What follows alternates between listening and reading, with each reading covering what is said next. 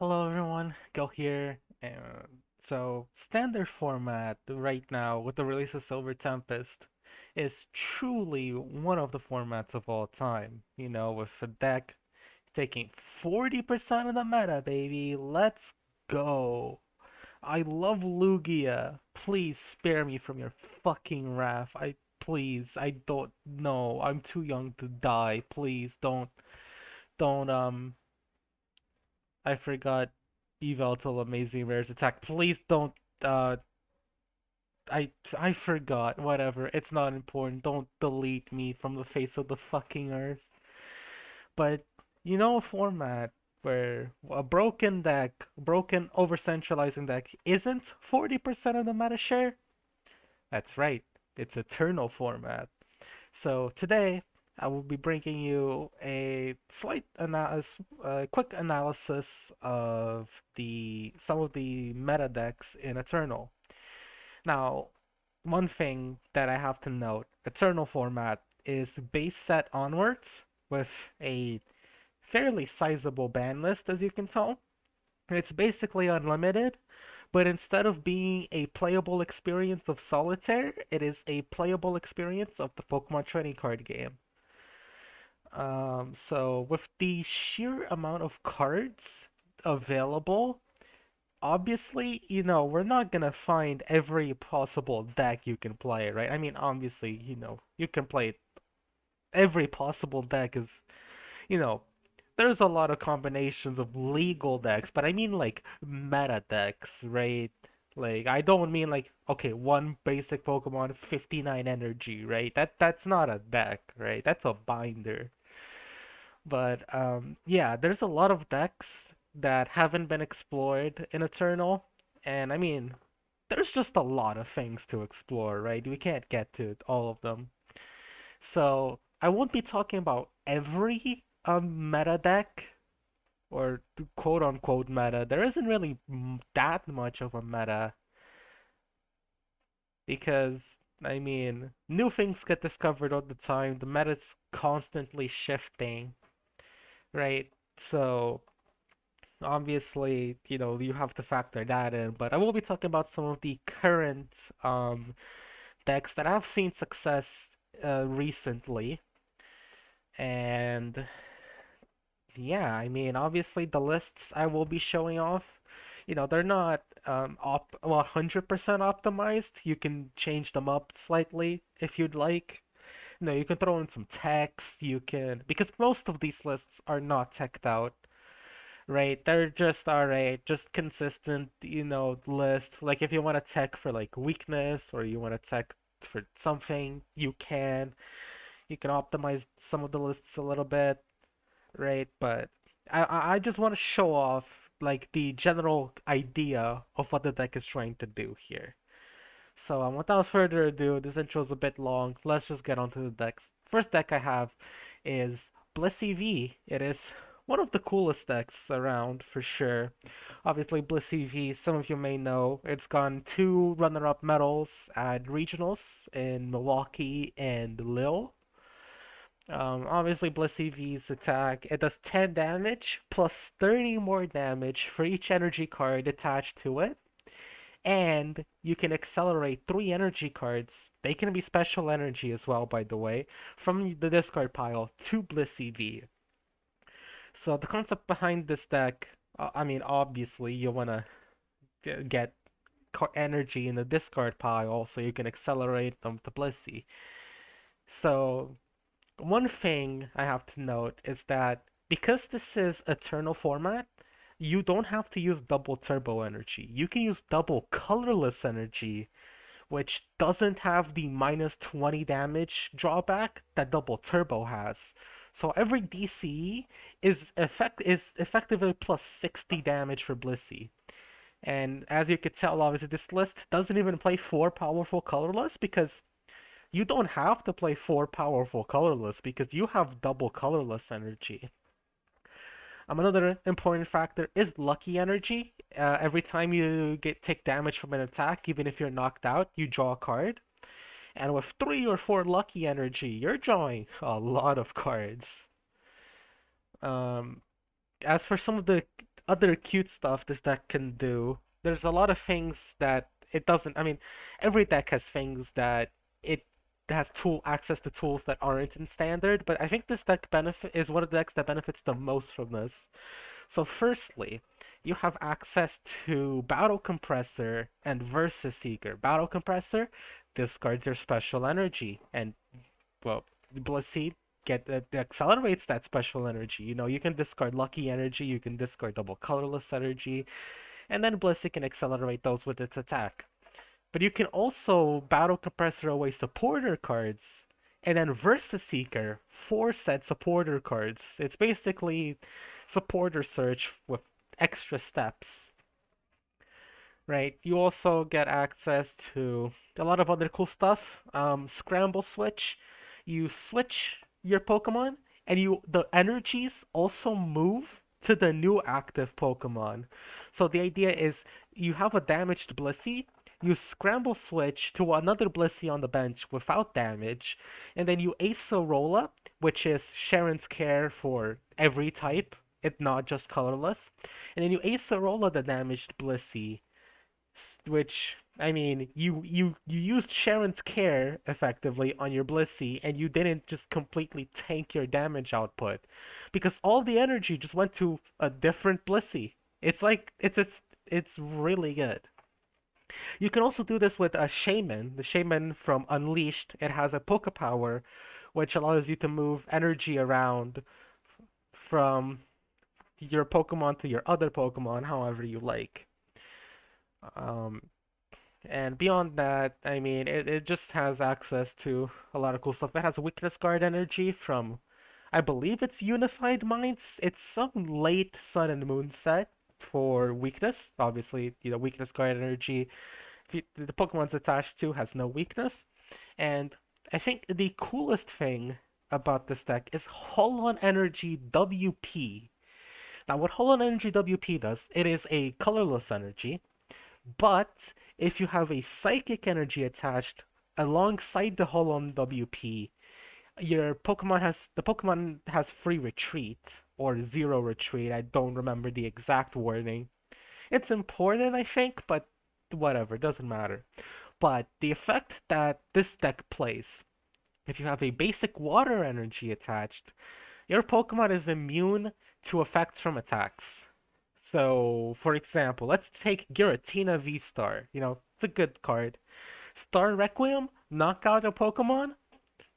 If you have Hollow Energy WP and basic water energy attached, Star Requiem just fails. Yveltal Amazing Rare? More like useless.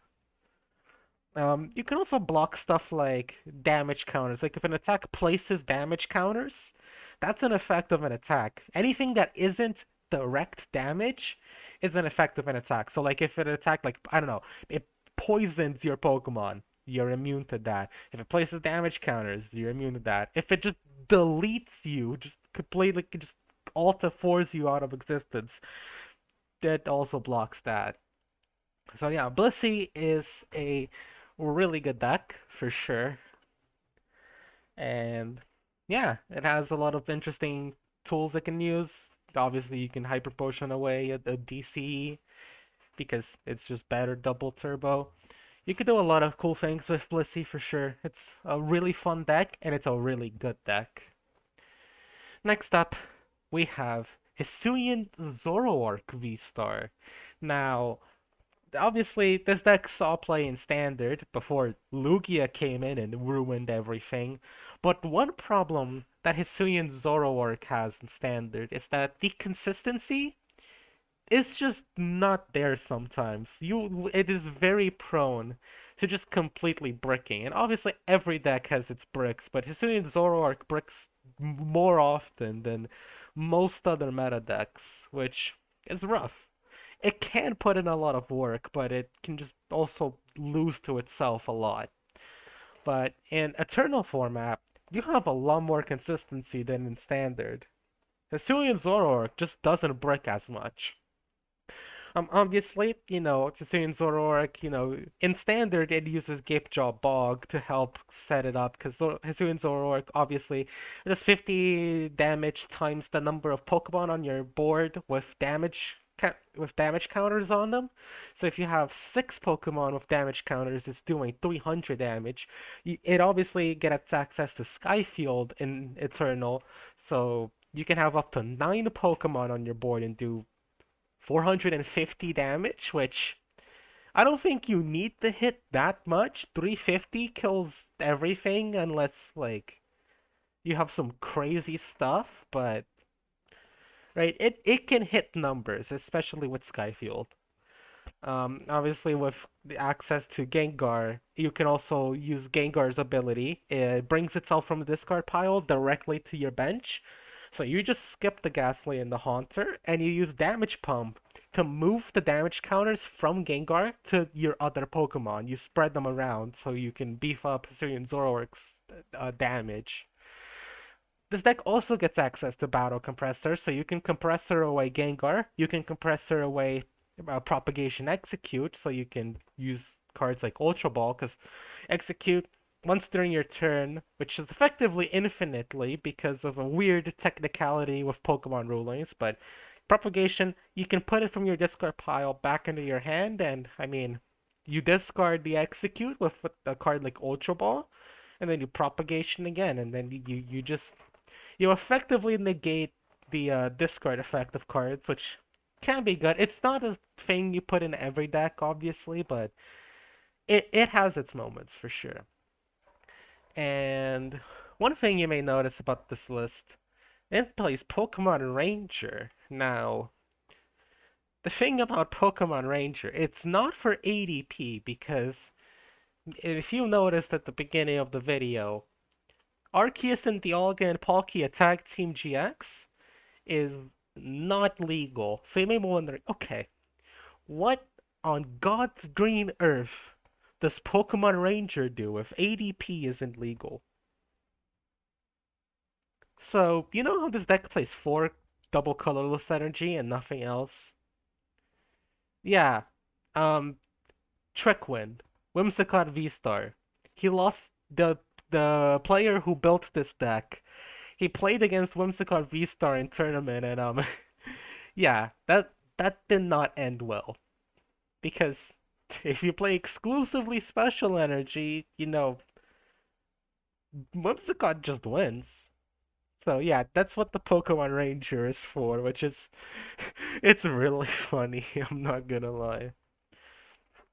The canceling Cologne in the list, I believe, is for like Miltank because Hisuian Zoroark and V-Star is indeed a Pokemon V. So there's that, and you can also recycle it with Silene if you really need to.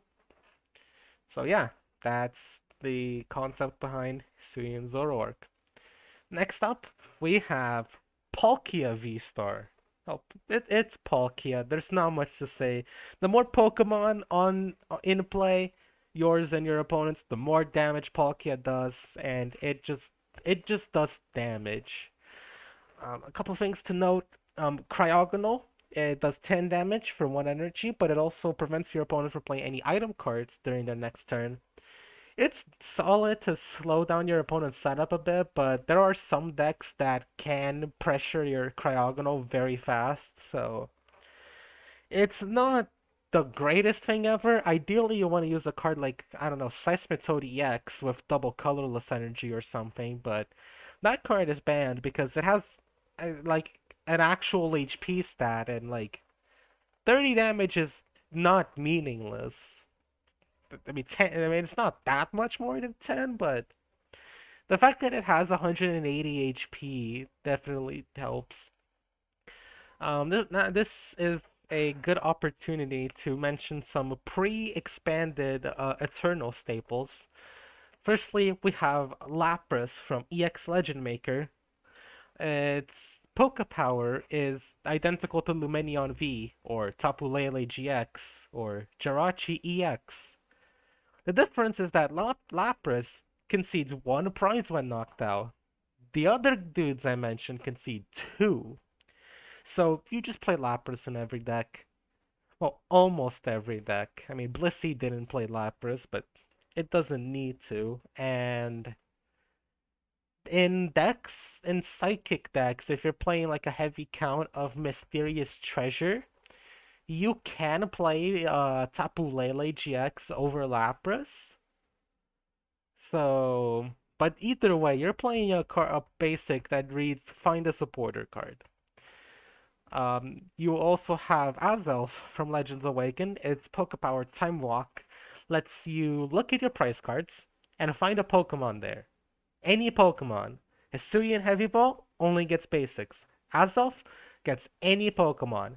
And when I mean any Pokemon, I mean any Pokemon. You priced your V Union piece, Azelf can get the V Union piece. It's a Pokemon. Or your Legend piece. But nobody's playing Legends. And the key part about Azelf, it does not shuffle your prizes. So you know where your prizes are, even if you like, let's say you failed the time walk, right? Like, okay, you don't have any Pokemon in your prize cards, but you still know where your prize cards are. So when you take knockouts, you know what you're taking, which can be really important because sometimes, you're just like, okay, this important card is prized, I need to find it, and you just never find it. With Azelf, you can find that prize card whenever you need it. Also, Crobat G, it has Galarian Zigzagoon's ability, but it has free retreat, so it's just better. And lastly, we have Pokedrawer Plus. Normally, if you play Pokedrawer Plus, you draw a card. Yeah, draw one. Wow, 56 card deck, wonderful. But if you play two Pokedrawer Plus at the same time, it's effectively two copies of the computer search. Well, you don't discard cards, you just search any two. It's absolutely bonkers. And with Irida in the deck, like let's say you have a Pokedraw in hand. You can play Irida, find the second copy of Pokedraw, and just play double draw. Yeah, Pokedraw Plus got banned. I'm recording this on November 29th. It got banned earlier today. If you're watching on a later date, obviously it didn't. It got banned way earlier, but yeah, I haven't had the time to replace the drawers on the list. I still haven't really thought much about like what cards to put in over the drawers. I mean, the deck is always still very good, but Pokedraw Plus is a ridiculous card. Oh, also, Luxury Ball is essentially a second ace spec because it's basically Master Ball. Search your deck for any Pokemon except level X. Nobody's playing level X's. It's basically an ace spec Master Ball on top of the ace spec you're already playing. It's a good card. And you should play a Luxury Ball in every deck, no matter what. And you're an ace spec in every deck, obviously, which is mostly computer search, but some decks can play a different ace spec. Like, for example, Blissey played Scramble Switch. You can play Scoop Up Cyclone or Life Dew in some decks. Um, what other ace specs are there? I don't think any other ace specs are important. I think it's just those. So yeah, Palkia V-Star, pretty self-explanatory. Hit big number and just win, hopefully. Speaking of Palkia, we have its best friend, Kyurem VMAX. Now, obviously, Kyurem V, if Palkia is, hit big number, at Kyurem, hit bigger number. Its attack does 120 damage, and you can discard a water energy attached to Kyurem. And for every card you discard in this way, it does an extra 50 damage. So, for example, if you charge up like 5 energy on a Kyurem, you are hitting 370 damage, which is kind of a lot. And obviously, you have quite easy way to power Kyurem up. You have your manual attachment for turn, you have Melanie, you have Palkia V-Star with Star Portal. You don't play Oranguru in this list, you play a Delcatty with Power Circulation. Put 2 damage counters on the Delcatty, and it moves 2 water up to 2 basic energy cards from the discard pile to the top of your deck. So you use Power Circulation, and then you use 2 Kyurem abilities, and I mean, you just pop off from that point. So you have a lot of ways to power Kyurem up, and I mean, you can also attack with Palkia, but like in some matchups where a 3 prizer is not ideal, you have the 2 prizer option. You can also attack with Radiant Greninja because it has a good attack, but in Kyurem, you'd rather Star Portal to the Kyurem. In Palkia, yeah, Star Portal to Radiant Greninja, Moonlight Shuriken, go off. But in this deck, not so much.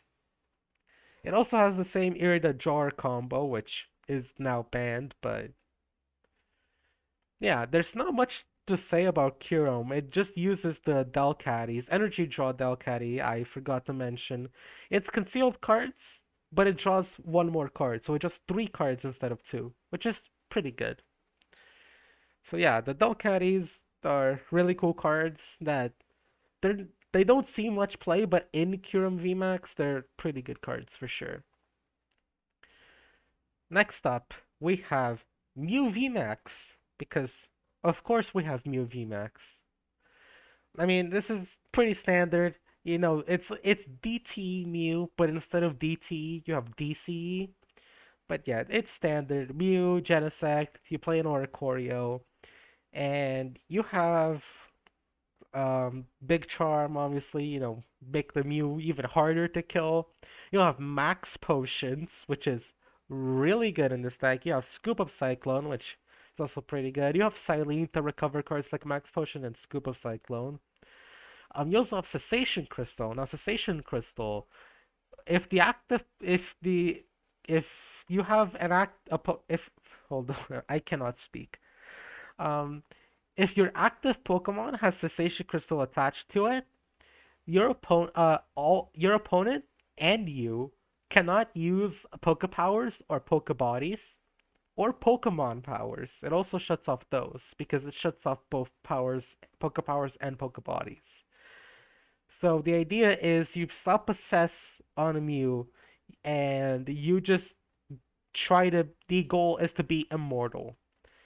And yeah, and Mew VMAX, 310 HP, especially with Oricorio to reduce damage by 20, not easy to kill.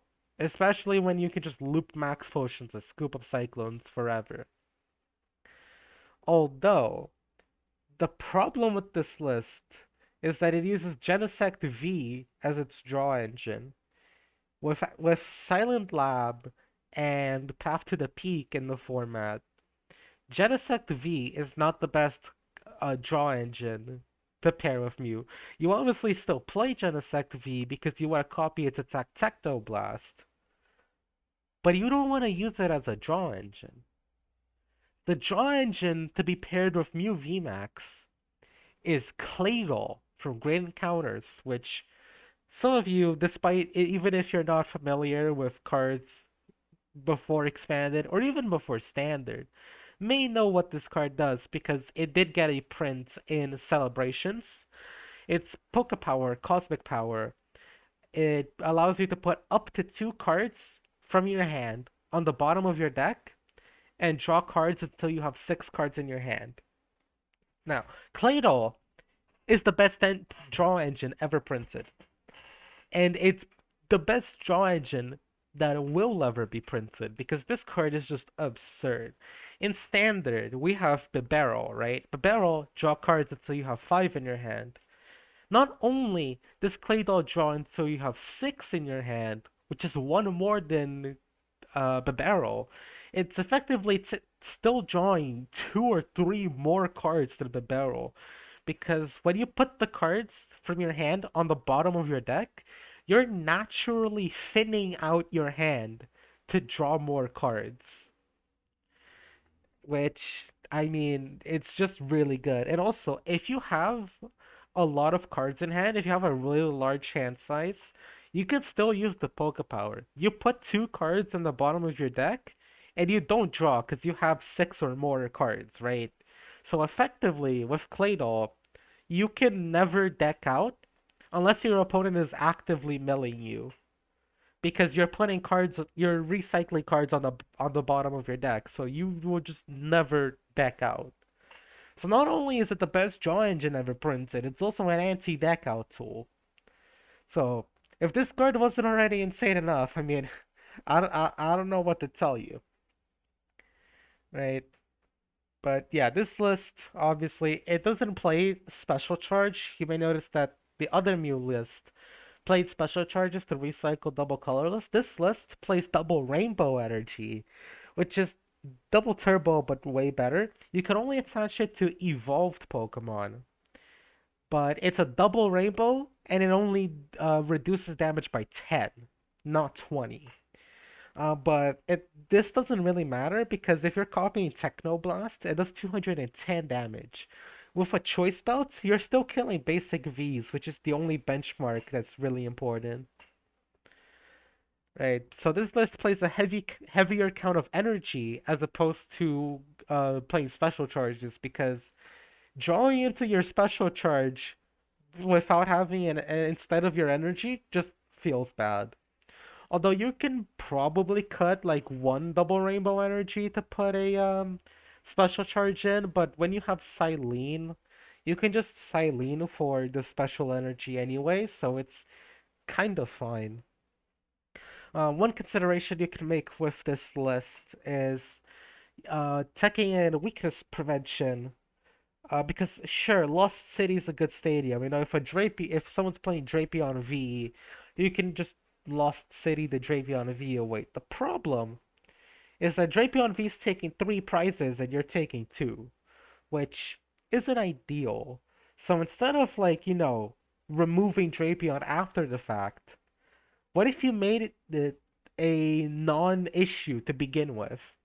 So you could take in cards like Ancient's Tomb, which is a stadium card. It's a very old stadium card. It was released in Generation 3. It has some extra text to it, but it doesn't matter. It effectively removes weakness on every Pokemon because it exempts a few Pokemon from this, but it's like Team Magma's Pokemon, Team Aqua's Pokemon, a lowercase EX Pokemon, which are really bad. I mean, you have what, 15 to 18 years of power creep on those dudes? You're not playing lowercase EX Pokemon, alright? They're like 100 something HP two prizers. They are really bad. So you can play Ancient Tomb, you can play Weakness Guard Energy. There are a lot of things you can do to deal with Drapion in this format, so it's obviously an issue, and you kind of have to respect Drapion. Well, you don't have to, but you probably should. So you have a couple more alternatives to answer Drapion that aren't just, okay, I'm gonna accept that I lose three prizes, but I Lost City removes it forever. But if they have double Drapion, then you also still lose even harder. So yeah, that's one consideration you can make with this list for sure. Next up, we have Regigigas. Now, up to this point, you may have been thinking, all right, Gil, you've just been listing off V stars and Vs and VMAXs. You know, we're the single prizers. You talk about how great this format is all the time, but where's the single prizers? We can't have a good format without single prizers. Well, ignore the Naganadel and Guzzlord GX. This is a single prizer deck. I mean, Regigigas, it has access to a lot of special energy that aren't in standard. You have double colorless, you have counter energy. If you're behind on prices, it's a double rainbow with no downside. Right? You have prism energy, which is like aurora energy, but the downside is you only it can only work on basics, but this entire deck is basic Pokemon, so it's effectively a rainbow with no downside. Although Aurora Energy is still good because like you can attach it for turn and discard a a special energy from your hand, so Regigigas can accelerate it later. Although with Battle Compressor, you have enough special energy discard. One thing that this deck does, it plays 4 copies of Roxy with Propagation Execute. It's basically a free draw 6, which it's a cool combo for sure. But and yeah, with access to Skyfield, you could do a lot with Gigas that goes beyond just, you know, Regis. You have access to Radiant Greninja as a draw engine. Discard your energy and draw cards, right? And since it's not standard, you have space to bench a Radiant Greninja, for instance, right? It won't stop you from using Ancient Wisdom because you have Skyfield in play. You can also attack with the Radiant Greninja. I mean, its attack is pretty good. 90 snipe on 2. You have Kyogre Amazing Rare, which I mean, if you want to snipe, you have Kyogre. 80 damage, it kills Lapras, it kills Azelf, it kills Claydol. It's really good in this format. And Regi's is, well, probably the easiest way to power it up. It plays Regice. You may notice this Regice, pretty old Regice, has like a Gen 4 border. It's played for its Poke Power. Discard 2 cards from your hand, and I believe it's a repel if your opponent's active Pokemon is not evolved. Right? Then you're thinking, wow, that effect isn't that great. It's not, but you don't play it for the gust or repel or whatever it is. In Pokemon, there's a rule where if you can't, where when you play a card, you do as much as possible in that card. You do as much as you can. Even if you can't play a card for its full effect, you play it for as much effect as you can get. You can't play a card for no effect, but you can play a card for some effect. And you can discard 2 cards from your hand. Even if the rest of the power doesn't work, that's not important because you're discarding energy with the Regice. Although the Gust can sometimes come in handy, of course, but the main concept behind it is discard 2 cards, which is usually 2 energy. Beyond that, it also plays Yveltal because, I mean, if you've been paying attention to standard in Silver Tempest format, I mean, we all know how good Yveltal Amazing Rare is, and it also plays Naganadel and Guzzlord GX. It's their GX attack. If you have a Psychic and a Dark Energy on top of the attack's cost, first of all, you flip your prices face up, and second of all, if you have those extra energy, you just take 2 prize cards, which is really good. It's a really powerful effect. So yeah, it's a pretty cool card for sure. The next deck we have is also a single prizer deck. It is Lost Box. Now you may be wondering, go, where are the scoop up nets?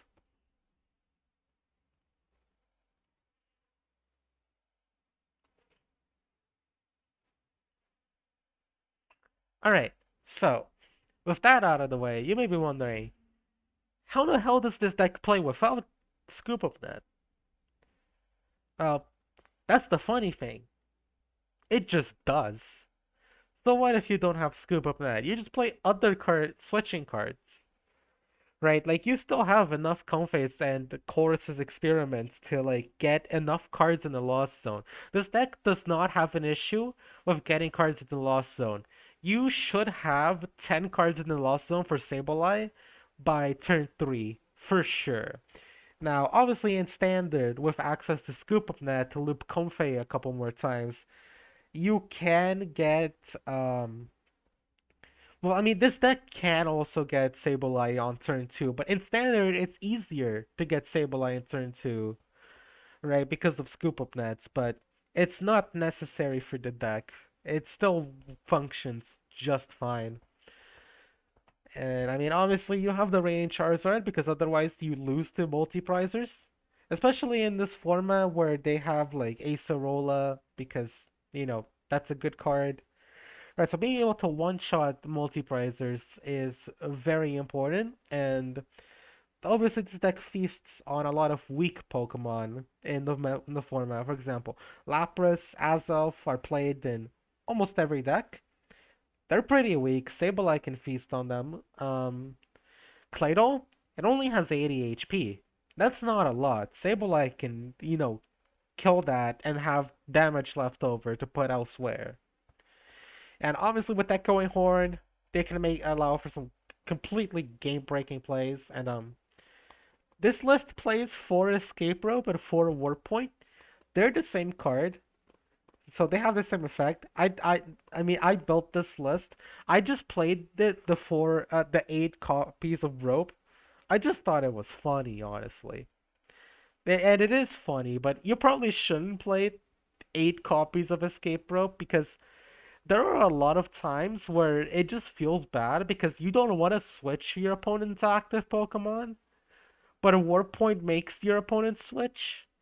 So, yeah, definitely because Empoleon V is not that common in Eternal, so you should still play some escape ropes, but it's not, you don't need to play 8 of them, but it is funny. And yeah, this deck is very cool. Lost Box is such a fun deck. It's one of my favorite decks for sure. And honestly, years. It's really fun. As for more, the last single pricer deck I'll be talking about, we have Necrogarb, Ultra Necrozma, Garbodor. The concept behind this deck, Ultra Necrozma has a debilitating ability where it cannot attack until your opponent has 2 price cards or less. Now you may be wondering, wow, that's really bad. But here's the thing. What if you turned off your own ability so that Ultra Necrozma can attack whenever? And well, it's an expanded deck, and it has Claydol from Great Encounters. This actually won the very first Eternal format tournament. It was a drastically different meta from what it is now, but hey, it won an event, right? So yeah, you use Garbodor's Garbotoxin ability or Silent Lab to shut off Ultra Necrozma's ability, and with Double Dragon Energy, you power up pretty easily, and you're a single prizer deck, right? You just hit the dudes, and since you're a single prizer, you get a leg up on the prize race as a result because you're fighting mostly multi prizers. Um, there's not really that much to say about it. This list doesn't feature a lot of cards from before expanded. There are a few, but right, like Pokemon Collector is like uh Gloria, but it can get any basic Pokemon, not just non Vs, right? And Professor Oak's New Theory, it's just Cynthia. It's the same card, Shuffle Draw 6. And yeah, I mean, I don't really have much to say about Necrogarb. It's an expanded deck. It's pretty self-explanatory. Oh, you have a debilitating ability? What if you just didn't have an ability? And I mean, yeah, that's what this deck tries to achieve. And I mean, obviously, Garbotoxin and Silent Lab are shutting off the opponent's abilities if they have any, which is, a bonus, but the general concept is shut off your own ability and get to play the game as a result. And lastly, but certainly not least, now, you may have noticed that despite Silver Tempest being out, I've yet to mention a Silver Tempest deck. Right? Now you may think, okay, is Lugia the only deck? Because Lugia V-Star is banned in Eternal format. Thank God, because with special charge, double colorless energy, like it's just so broken. Like it can do so many things in Eternal format. Like if you thought it was oppressive and had way too much going for it in standard, oh man, give it special charge. Give it like GX attacks. It could just charge up like Darkrai and Umbreon GX. Yeah, just charge that up. Your opponent can't play trainer cards, and also you're dead. It can power that up. It can power. Well, I guess Nagalord is not that good in comparison to many other GX attacks, but there are a lot of dumb things you could do with Lugia V-Star. So I'm really happy to see that it banned. But there is one Silver Tempest, a new archetype from Silver Tempest, which has a claim to be the best deck in the format. Is it the best deck in the format? We're not entirely sure. There hasn't been a Silver Tempest Eternal Form tournament yet, but I think it has a very strong case to be the best deck in the format. It is Regidrago V-Star. Now, Regidrago V-Star, no, it has a really good V-Star power. It discards the top 7 cards of your deck, and you can look at your discard pile. Not just the 7 cards you discarded, but the entirety of your discard pile. And grab any 2 cards from it and put them into your hand. It's absolutely bonkers. But the attack, Apex Dragon, it it uses the attack of one of your dragon Pokemon in your discard pile and uses it as that attack as Apex Dragon. Now, there are a couple different ways you can charge this up. Obviously, you have access to double dragon energy, which isn't in standard, so that gets a lot of the way there. But to round out the third attachment, there are 2 energy accelerators you can look up. The first one, which is used in this list, Celebi Prime. It has a Poke Power. If it's in the active slot, you can attach a grass energy from your hand to one of your Pokemon. There's also Typhlosion. Typhlosion? What the fuck is a Typhlosion? I mean Reshiram. I'm thinking of the Reshiram from way back when. Reshiram. It has a very similar ability, but instead of accelerating a grass energy, it accelerates a fire energy, and I believe it only accelerates to dragon Pokemon, if I'm not mistaken. Which Regidrago is. It is a dragon Pokemon, so you're fine on that front. Um, so there are pros and cons to both Celebi Prime and Reshiram. Reshiram has a higher HP stat, so for example, Lost Box will feast on Celebi Prime, not so much on Reshiram. But Celebi Prime does get access to a U-turn board, which you can't Field Blower a U-turn board because it just goes back to hand. But Floatstone is a really good card, and other Pokemon in the deck have more than one retreat, so U-turn board on like a Regidrago is not that good. I would recommend playing Reshiram because, well, A, Floatstone is just an insane card, and B, Lost Box. Because if you have Celebi Prime, Lapras, Azelf, Claydol, all that stuff, Sableye is gonna be taking a lot of prizes, and you're not taking a lot of prizes in return because it's a single prizer deck.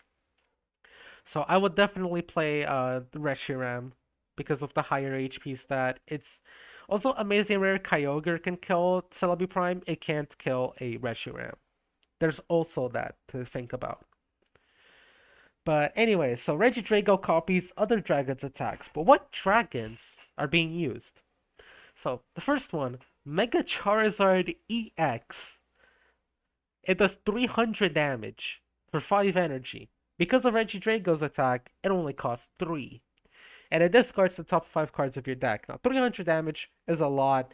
I'm pretty sure it's the highest like raw damage number in like any like tournament legal card. I mean, obviously, like for example, Blacephalon, 50 times it can hit more than 300, but it's not like a raw 300. There's like a caveat to it, right? Like raw 300 on a card, the highest damage output on a tournament legal card, obviously. I mean, there's some promos that do like 1,000 damage, which is absurd. Or are there? No, I think it's like 1,000 HP. I'm thinking of, but whatever. Point stands. 300 damage is a lot. And obviously, with discarding the top 5 cards of your deck, well, I mean, Regidrago wants cards in the discard pile. That's kind of the point, right? So it naturally builds into the naturally synergizes with the rest of the deck. Next up, we have Hisuian V-Star. Its attack does 200 damage, and you take 80 less damage from attacks during your next turn. The minus 80 damage can be game breaking sometimes. Like, that can absolutely just win games. It's a really good effect. The next dragon on the list is Noivern GX. Now, Noivern has two very good attacks. The first one, Distort, 50 damage, and Item Lock. And Item Lock is really good. The second attack, Sonic Volume, does 120 damage. And your opponent cannot play special energy cards from their hand during their next turn. So, like I mentioned prior, with, Hisuian Zoroark teching in Pokemon Ranger to be Whimsicott, Special Energy Lock is really good in Eternal format because there are so many decks that rely on Special Energy. So Sonic Volume can also be really annoying for the opponent. Duraludon VMAX, this sees play in Regidrago decks in Standard. It does 220 damage, and it's a Shred attack. It ignores all effects on the opposing Pokemon. So, for example, let's say you're playing the Mirror matchup.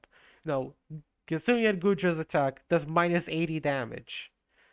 Uh, Duraludon just ignores the minus 80 damage. Although, effectively, Mega Charizard EX has the same damage output, but sometimes you don't actually want to discard 5 cards from your hand. Maybe you already have everything in a discard pile. You don't need to, needlessly overcommit to your discard pile, right? Because maybe you'll deck out, and who knows, right? And last, but certainly not least, the Olga GX. Now, there is one problem. It is a basic, so you can't start the Olga GX sometimes, which is pretty rough, but it's a GX attack more than makes up for it. Take an extra turn. Take another turn after this one. You know the Olga V-Star?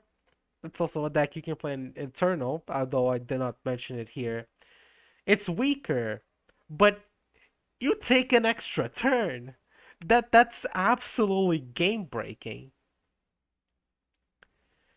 And beyond that, this list plays, well, it plays Mysterious Treasure, which is another reason to play Reshiram over Celebi Prime, because Reshiram is Mysterious Treasure searchable. And you also have Battle Compressor to discard your dragons. So yeah, Regidrago has an absurd amount of tools in Eternal. It might be the best deck in the format. I don't think it needs a ban, but it is extremely powerful. It's also cool because, it's a cool mechanic, copy the attacks from the discard pile. It's a really cool deck. It's a really powerful deck as well. It's definitely a premier archetype coming out of Silver Tempest. It's probably the only archetype coming out of Silver Tempest because Lugia got banned and everything else is kinda not good, honestly. So yeah, that's gonna be it for this video. I will see you all next time.